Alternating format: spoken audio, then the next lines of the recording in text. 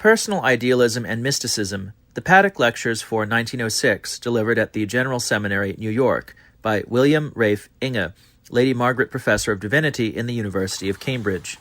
Lecture 1. Our Knowledge of God. Such as men themselves are, such will God appear to them to be. These words of John Smith, the Cambridge Platonist, state a primary fact about the conditions of religious belief from which we can no more escape than we can leap off our own shadows. The God of the moralist is before all things a great judge and schoolmaster. The God of the priest is the head of the celestial and terrestrial hierarchies. The God of science is impersonal and inflexible vital law. The God of the savage is the kind of chief he would be himself if he had the opportunity. So closely do gods resemble their worshippers that we might almost parody Pope's line and say that an honest God is the noblest work of man. This incurable anthropomorphism, or anthropopsychism, has been noticed and ridiculed from Xenophanes to Spinoza. It is being blamed, and to some extent justly, by prophetic writers. "Thou thoughtest wickedly," says the psalmist, speaking to the ungodly in the name of Jehovah, "that I am even such a one as thyself." But the thoughts of the ungodly about God are only wicked because they are the thoughts of the ungodly. Our religion must be based upon our own experiences, and it ought to be so. Although God's thoughts are not as our thoughts, nor his ways as our ways, we are made in his image, and no higher category than our own rational and spiritual life is open to us in which we could place him. God has made us in his image, and we hope that we are in process of transformation into his likeness. But what are we? Man is a microcosm, with affinities to every grade of God's creation. He is a little lower than the angels and a little higher than the brutes. A modern biologist might wish to put it even more strongly. Every one of us, in his short span of life, recapitulates and hurries through the whole gamut of creation. In the 9 months before we see the light, we pass through stages of evolution which in the race were spread over tens of millions of years. And in our upward progress, may there not be some dim anticipations of another long period of growth, which the slow mills of God are grinding out without haste and without rest? Can we set any limit to the achievements of human nature, which God created to reflect his own, and which was revealed to half-blind eyes in its full potential dignity when the Word of God became flesh and tabernacled among us? We can only know what is akin to ourselves, but there is that in us which is akin to God himself. Is this mysterious center of our being, this sacred hearth where the divine fire glows ever unextinguished, this eye which is the same eye with which God sees us, to be regarded as a special organ or faculty of spiritual vision, apart from those faculties of which psychology takes cognizance, intellect, will, and feeling? This does not seem to be the truth. There is no separate organ for the apprehension of divine truth, independent of will, feeling, and thought. Our knowledge of God comes to us in the interplay of those faculties. It is not given to us through any one of them acting apart from the others, nor indeed is it possible for any of them to act independently of the others. Our nature is not tripartite. It is everywhere the whole mind, at once thinking, feeling, and passing moral judgments, says Lotze, which, out of the full completeness of its nature, produces in us these unspoken first principles. Julian of Norwich says the same thing in simpler and nobler words. Our faith cometh of the natural love of the soul, and of the clear light of our reason, and of the steadfast mind which we have of God in our first making. We are thus united to God by all parts of our psychical nature, a threefold cord which is not quickly broken. There is a trinity within us, an indissoluble synthesis which nevertheless refuses to be wholly simplified, and which in our imperfect experience often appears as a concordia discourse. For our nature is not fully attuned. There are contradictions, discords, strifes within and without, and these are reflected in the image which we are able to form of God. This is why so many who crave for peace, certainty, and definiteness, instead of accepting our appointed lot of struggle, faith, and hope, grasp at some delusive promise of a revelation communicated purely from without, as if such a revelation would carry with it some surer pledge of truth than the assent of our reason. But no such revelation could ever be made, for what part of ourselves could receive it? Are we asked to accept an incomprehensible truth because it is guaranteed by miracle? But what is the connection between the sign and the thing signified? Who shall convince us that there must be any connection at all? And if, as must needs be, the outward sign offers itself to our understanding only, how can the understanding, which deals with what is less than ourselves, prove the truth of what is above ourselves? No. The apparent externality of a revelation is no warrant of its divine character, or of its value. In proportion as a truth is external, it is either not revealed or not spiritual. For in the spiritual world there is no outside and inside. Spiritual things, as Plotinus says, are separated from each other not by local division, but only by discordance of nature. The The organ by which we apprehend divine truth is no special faculty, but the higher reason, which we distinguish from the understanding because we mean it to include the will and feelings, disciplined under the guidance of the intellect. The higher reason is that unification of our personality, which is the goal of our striving and the postulate of all our rational life. God is the last object to be clearly known, precisely because he is at once the presupposition and foundation and consummation of all our knowledge. The higher reason is king. Basileus o nous. I am not afraid to join Plotinus in this act of homage, in spite of all the heavy artillery which has been turned upon intellectualism in our generation, and nowhere with greater energy and effect than in the country of that brilliant psychologist, Professor William James. My position with regard to the claims of the intellect and the will to supremacy in religion must be explained, if I can succeed in explaining it, in my 5th lecture. Here I need only express my conviction that there are 3 avenues to the knowledge of God: purposive action, reasoning thought, and loving affection, and that the normal order of their development is that in which I have put them. Their order of development, but not the order of their dignity, for the will may energize without either intelligence or affection, and the intellect may energize without affection, though not without the presence of will in the form of attention. But love in its divine fullness is the unity of will and reason in the highest power of each. It is, I think, a strange thing that the religious psychology of the Neoplatonists, which through Augustine and others had such an immense influence upon Christian theology, should be so much neglected in our time. It is often supposed that Plotinus is only the chief European representative of a dreamy and unpractical type of philosophy which may be studied in its purest form in the Indian religions. But Neoplatonism is in the line of Greek, not Oriental thought, and Plotinus is the last great figure in the magnificent series of Greek philosophers which spans the longest period of unfettered thought that the human race has ever been permitted to enjoy. The last word in philosophy of the old civilization is not, as our English students are almost encouraged to believe, the proud and melancholy moralism of the later Stoics. The real conclusion of that long travail of thought was a system which expounds the philosophy of the soul's journey to God, as traversed in the normal religious experience. We find much the same chart in all the Christian mystics, not, for the most part, because they have read Plotinus, but because they have made the voyage for themselves. Such is, in point of fact, the road along which the soul must take its solitary journey. The map of the country is, as we might expect, drawn very much alike by all who have traveled through it. In this introductory lecture, I will try to give a sketch of the process by which, according to these authorities, and especially Plotinus, the father of European mysticism, we arrive at the knowledge of God.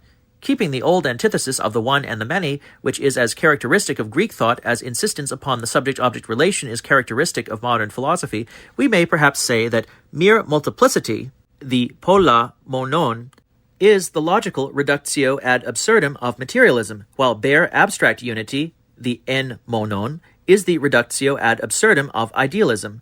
These 2 extremes lie, for Neoplatonism, outside existence. The former is to in on. If the latter, it is said that it is not, uk esti, being beyond existence. Between them lie 2 spheres, of which the higher has for its principle the intelligence, nous, the content of the divine mind. Its numerical symbol is the one many, en pola. The one is manifested in a multiplicity of aspects, in which it appears polarized but not dissipated or even divided. For even as St. Augustine says of the omnipresence of God, that he is not only present in all things, but present in his totality in all things, so Plotinus teaches that the whole is potentially present in each one of its parts. This intelligible world is the real world. In it, God is immanent, and yet he is transcendent, because it is only as his thoughts and for his pleasure that the whole fair picture is outspread. But the world in which we mostly live is not the intelligible world, the sphere of the one many, but the soul world, of which the numerical symbol is the one and the many, hen kai pola. To our normal consciousness, God the One is present, not as the unifying principle in all experience, but rather as the supreme entity by the side of other entities, partially independent of himself. There is in this sphere a partial disintegration of reality, a partial depotentiation of the divine energy. It is in this sphere that evil asserts itself as the appearance of a positive force in rebellion against the will of God. The soul world is also the time world, for time, as Professor Royce has said, is the form of the will, and will or purposive action is the characteristic quality of the soul life. In what sense is the soul world less real and less noble than the intelligible world? Was Plotinus at all misled by his favorite analogy of light, which is diminished by distance from its source and by the diffusion of its rays? Is not this an analogy which may fail in the spiritual world? And is there perhaps a trace of another fallacy, namely that a state of change is inferior to and less divine than a state of immobility? Plotinus was well aware that the eternal now, as Eckhart calls it, is not inertia, but action, viewed sub specie eternitatis. His disciple Proclus distinguishes three kinds of whole: the sum of the parts, the resultant of the parts, and the contexture of the whole and its parts, which is the highest kind of unity. So St. Augustine says that things above are higher than things below, but that the whole creation together is higher than things above. This line of thought might suggest the conclusion that the sphere of the soul, the will world, is not inferior to the intelligible world, but only to the supreme synthesis of will and intelligence in the absolute. As a symbol of this synthesis, we might use the old philosophical conception of an energeia akinesias. Instead of an ascending series, we should then have the world soul and the intelligible world in a kind of parallelism, with the ineffable one as the unknown, but necessary reconciler and fulfiller of both. But this would not be a fruitful line of speculation. The parallelism between the physical and psychical must not be duplicated or interpreted as a parallelism between will and intelligence. The intelligible world, as envisaged by Plotinus, leaves out nothing that belongs to the world of soul, and must not be set in opposition to it. Its superiority lies in giving a positive value to elements which in the lower sphere appear as negations and discords, in finding a soul of goodness in things evil, and an eternal principle in the midst of time. Thus, it involves the repudiation of that erroneous view, superficially optimistic but really pessimistic, which recognizes no difference between that which is given in our normal experiences and that which ought to be and must be. There are discords, there is evil in the world of our common experience. The soul has its enemies, which in its own proper sphere must be hated, resisted, and overcome. But in the world of the eternal ideas, God's own mind, the victory is already won, and the bad transmuted or suppressed. And among the elements of that victorious good in that world are the energies which in the soul life appear as affecting that result. The intelligible world, then, is the sphere towards which we are ascending, and which is even now partly open to us. In this sphere, as I have said, God is both immanent and transcendent. Is this the final goal? To go beyond intelligence, says Plotinus, is to fall outside it. And yet, as we all know, the one beyond intelligence plays an important part in his philosophy, and in the philosophy of mysticism generally. The intellect, even in its most exalted and comprehensive significance, even the nous eron, the amor intellectualis Dei, is not allowed to have quite the last word. Even as religion starts in an undifferentiated feeling of the beyond, a feeling in which all possible developments of the moral, intellectual, and emotional life are implicit, so its supreme and ideal consummation, after the wheel has gone full circle, must be a final identification of thinker and thought, in which the mind, which has come to its full rights by including all experience within itself, passes again on an infinitely higher plane into the region of undifferentiated feeling. The extremes are simple, says Proclus, the intermediate stage is complex. So Clement of Alexandria tells us that faith, the first stage of our course, and love, the last, are not taught. There is a spontaneity in them which is lacking in the long day's work. Platonism and Christianity are at one in representing the final consummation as a passing of knowledge into love. The intellect in love loses itself in the supreme transit which is its goal and the end of its labors. Logically, the system is incomplete without this ideal completion of the spiritual ascent, though it has but little relation to any facts of experience. Love, the unifier, is ours, but to be made perfect in love belongs not to our present state. It is more than doubtful whether the ecstasy, which the mystics valued as an anticipation of the beatific vision, is anything more than a proof of the wise maxim already quoted, that to strive to pass beyond reason is to fall outside it. Medical psychology has not yet fully explained the religious ecstasy, and I will not attempt to discuss what parts in it should be assigned to unconscious cerebration, to nervous exhaustion following on emotional overstrain, and to genuine illumination. The question whether on mystical principles we can know God without at least occasionally swooning into the absolute must be answered by drawing with Eckhart a distinction between the Godhead and God. Our knowledge must be of God, not of the Godhead, and the God of religion is not the absolute, but the highest form under which the absolute can manifest himself to finite creatures in various stages of imperfection. The God of religion is not the Father of lights, with whom is no variableness, for life without change is a state of which we have no experience, but the Father revealed by the Son. No man hath seen God at any time. The only begotten Son, who is in the bosom of the Father, he hath declared him. The ethical system which corresponds to this philosophy of religion is not, as is often supposed, dreamy or unpractical. The so-called civic virtues are placed by Platonists at the bottom of the scale, not at all to disparage them, but because they must be practiced by all, though all are not called to contemplation. Next to them come the cathartic virtues by which our characters are purified. When a man has advanced as far as this, he is an efficient and useful member of society, and he has acquired self-control. Intellectually, his discipline has impressed upon him just those facts about God which those who aspire to be mystics without going through it never perceive. He has learned that God is not the infinite, that, on the contrary, he is known to us as the principle of order and limitation, taxis and peras.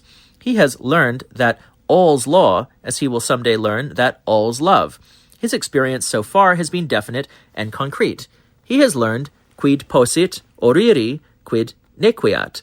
He has no love for the loose types of things through all degrees which fascinate the shallow pseudo-mystic. He knows the value of sharp outlines and the importance of exact information. He has also learned the great lesson that illumination is not granted to the mere thinker, but to him who acts while he thinks, and thinks while he acts. Lastly, he knows the meaning of sin. No one can try to purify himself, even as God is pure, without knowing the meaning and power of sin. But this severe mental and moral discipline brings its reward in its own partial supersession. Dualism is, after all, appearance and not reality. Apparent contradictions in the nature of things, when faced perfectly fairly, can be lived down. And so the inner discord of flesh and spirit is attuned, and even sin itself, whether in ourselves or in the world, is partly seen to be behovable.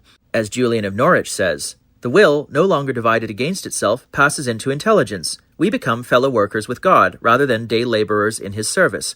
The broken images of order and beauty, which we have trained ourselves to observe and reverence in the world, begin to form themselves into a glorious universe of gracious design, through which the divine wisdom passes and penetrates, mightily and sweetly ordering all things.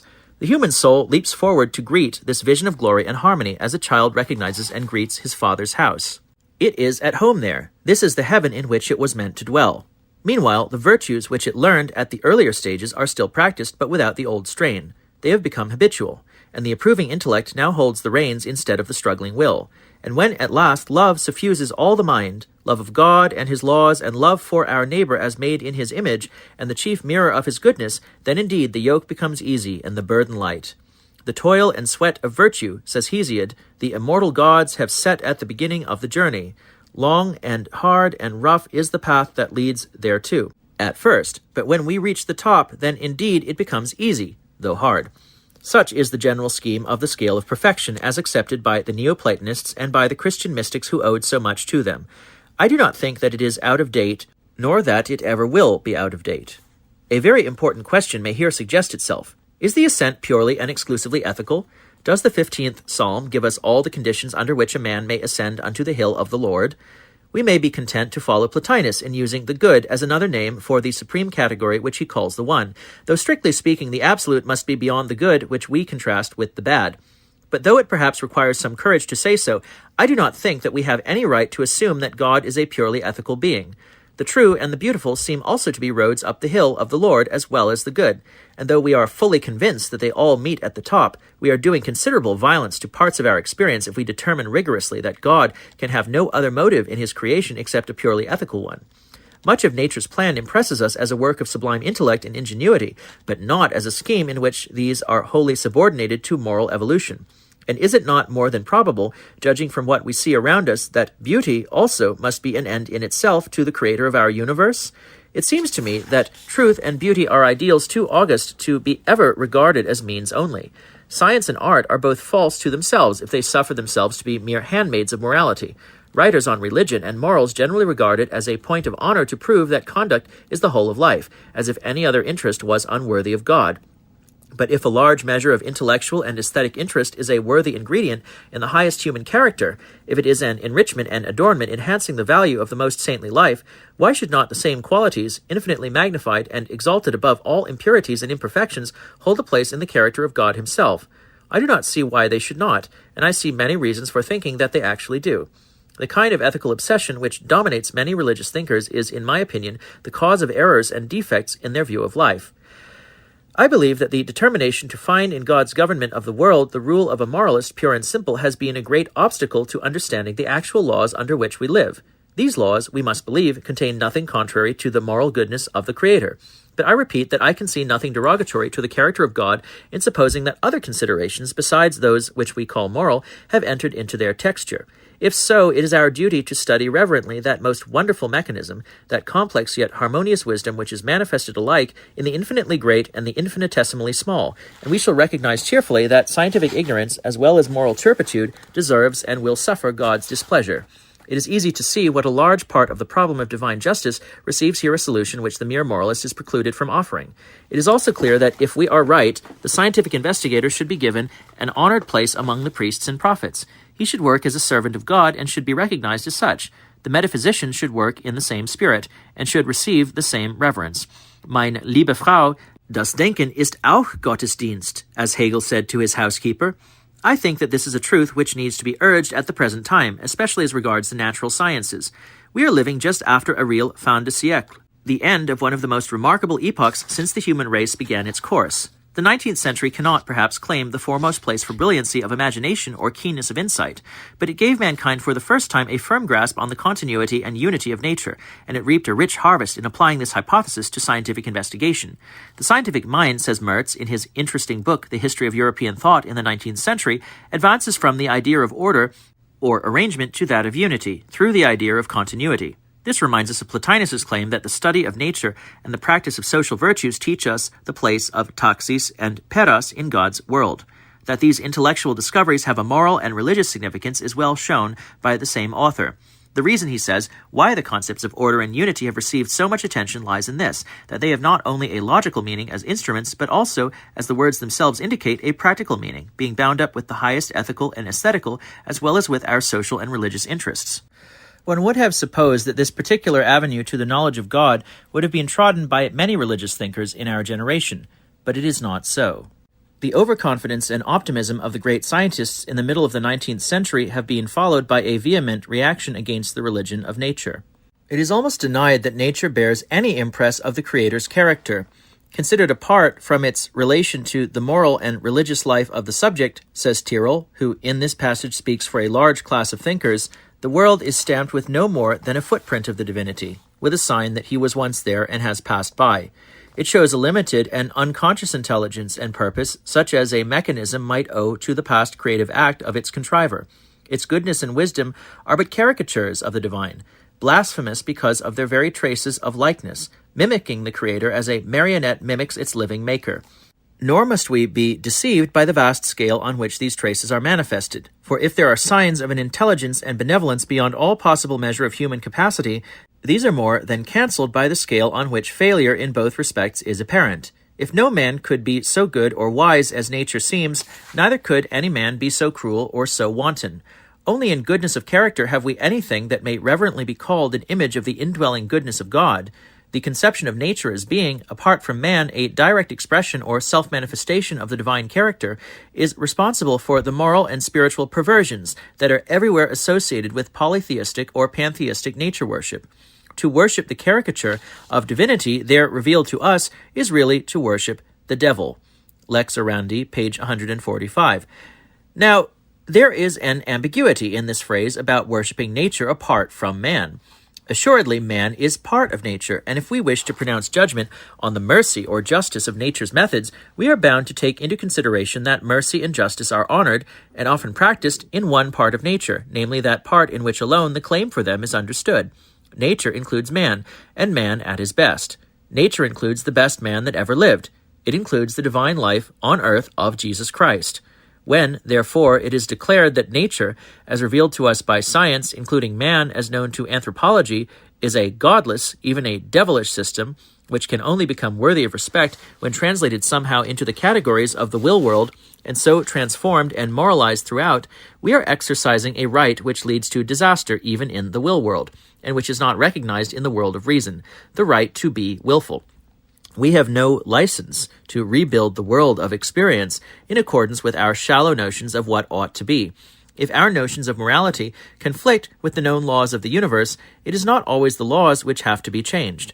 Tyrrell's tirade against naturalism seems to involve him first in deism, when he speaks of such limited intelligence as a mechanism might owe to the past creative act of its contriver, and then in Manichaeism, when he seems ready to hand over the natural order to the devil.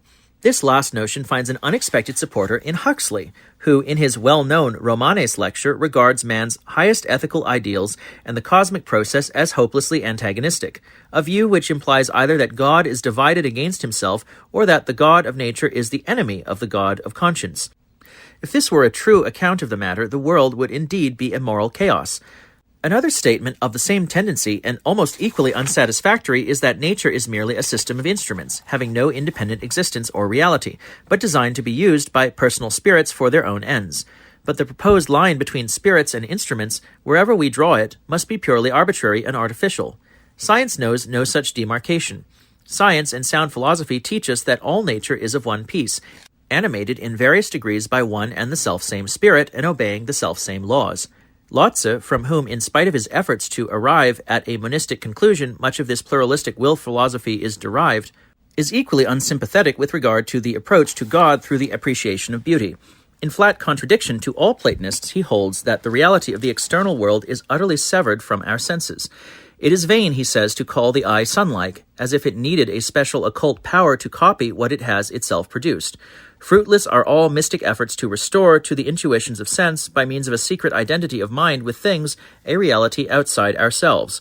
In proof, he suggests that mountaineers are not, in point of fact, conspicuous for the broad and rich spiritual interests which the habitual contemplation of nature's grandest scenes might, on Plato's theory, have been expected to produce. He protests against the notion that nature has any symbolic value. If it has suggestions to offer in the sphere of conduct, they are, he thinks, not very moral ones. For my own part, I believe that the Platonists and Wordsworth are right, and Lotze wrong. I agree with Scotus Erigena that every visible and invisible creature is a theophany, and with Charles Kingsley that all symmetrical natural objects are types of some spiritual truth and existence. I hold no brief for the so-called mysticism which arouses the ire of writers like Max Nordau. I have already disclaimed any sympathy with fanciful symbolism as being above all else alien to the true spirit of mysticism. We must treat fact with the utmost reverence, and merely subjective interpretations of fact with a wholesome skepticism. But the approach to God through beauty, whether in nature or art, is not in any way hampered by this caution.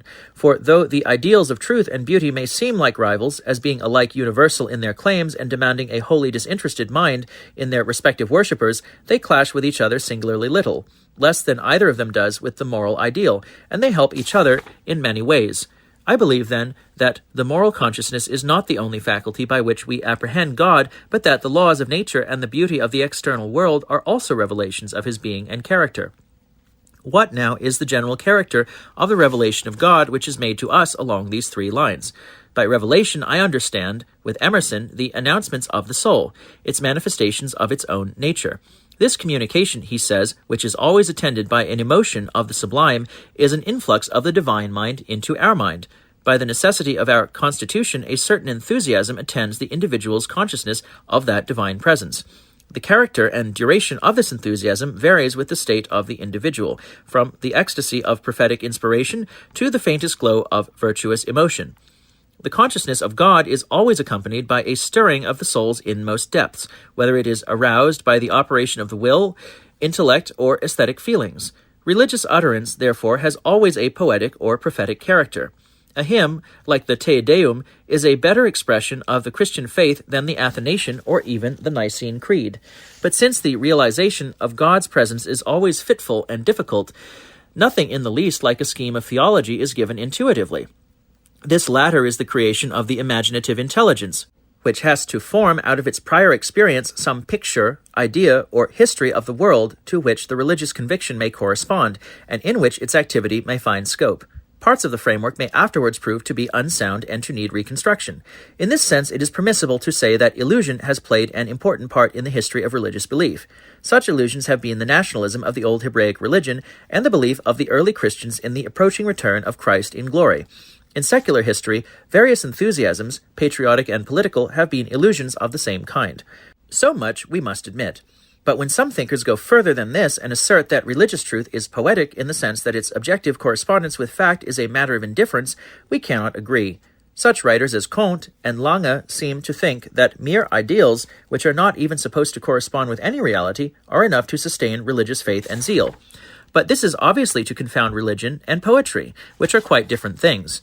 We can appreciate the epic and tragic poetry of the Greeks as much as if we believed that Polyphemus, Prometheus, and Medea were real persons, but we cannot any longer value a religious dogma which we have come to believe to be only a figment of the imagination. It would be hardly worth asserting, if it had not been so often questioned, that religious belief claims objective truth for the articles of its creed, and cannot continue to hold them if it is obliged to give up their objective truth. And yet this belief in the objective truth of our beliefs may, I had almost said must, have a psychological basis. For instance, I hope to show that the concrete monotheism of our Trinitarian doctrine is not less but more worthy of acceptance because we can find what Julian of Norwich calls a made Trinity, like the unmade Blessed Trinity, in our own souls. For that very reason, we cannot explain it to ourselves. We are unable to conceive clearly of a being in whom power, wisdom, and goodness are one, because this unification is still an unrealized ideal in ourselves, nor can we see it fully realized in the world around us. The doctrine must therefore remain a mystery to us, that is, a truth which we can apprehend but not comprehend, a truth which we can only represent by means of inadequate symbols.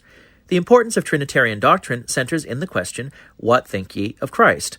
The opponents of mysticism, and especially of mysticism in its Platonic or Alexandrian form, have made the most of the charge that this type of Christianity refuses to know Christ after the flesh, and ultimately leaves him behind altogether.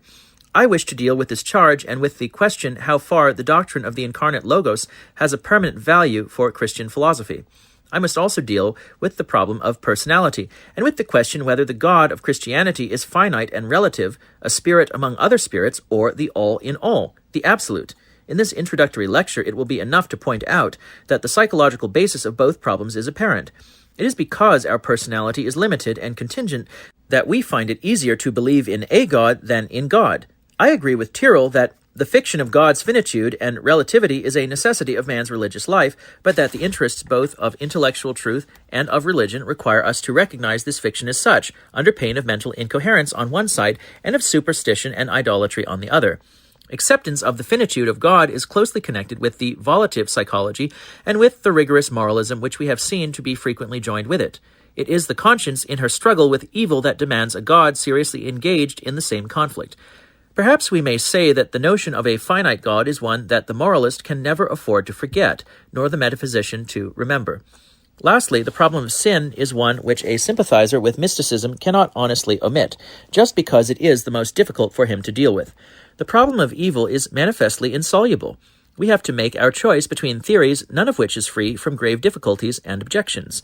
But the religious problem of sin has in our day entered upon new phases, partly in response to what seems to me a remarkable change in the feeling about moral guilt and punishment among religious people, and partly as the result of new views about inspiration, affecting the value attached to the narrative of the fall. My object in these lectures is quite frankly to urge the claims of what may be shortly called Christian Platonism as a corrective to certain tendencies in modern thought, which I regret. Truth has many sides, and even those who do not agree with me will perhaps sympathize with my anxiety that certain very beautiful hues in the many-colored wisdom of God shall not be lost to our generation.